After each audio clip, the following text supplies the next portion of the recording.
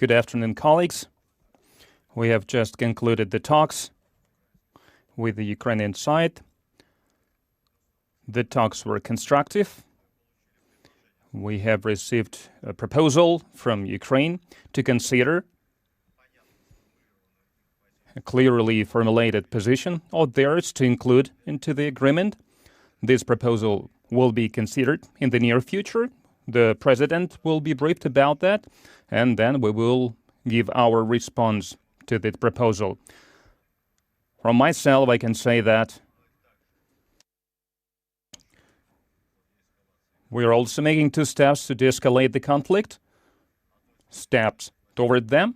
One of the things will Deputy Defense Ministry announce just right now about the military side of that, and then I will talk later about the political part of this agreement.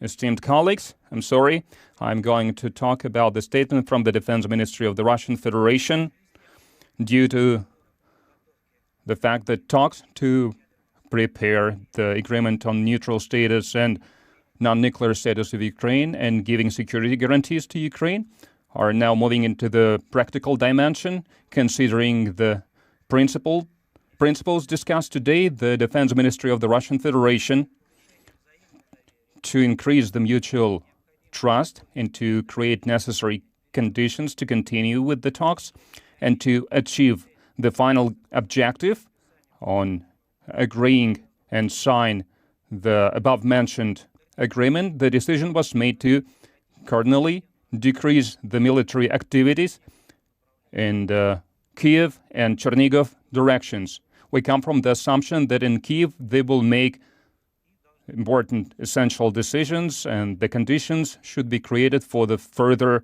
work.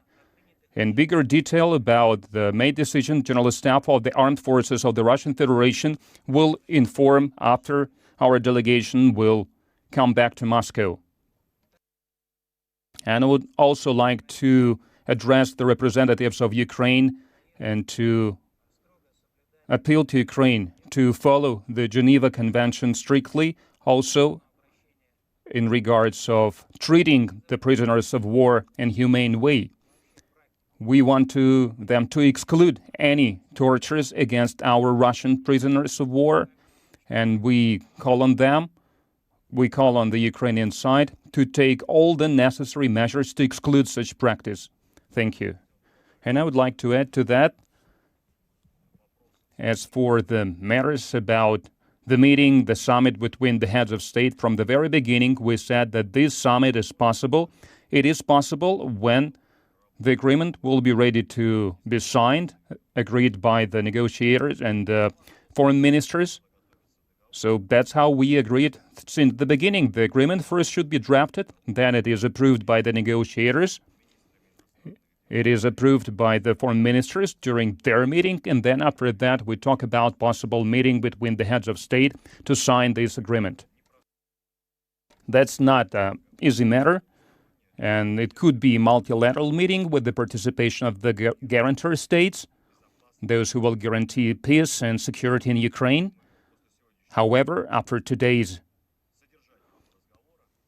substantive conversation, we have agreed, and we suggest a solution where the head of state might take place at the same time simultaneously with foreign ministers approving the agreement, and they can discuss at the same time various political details.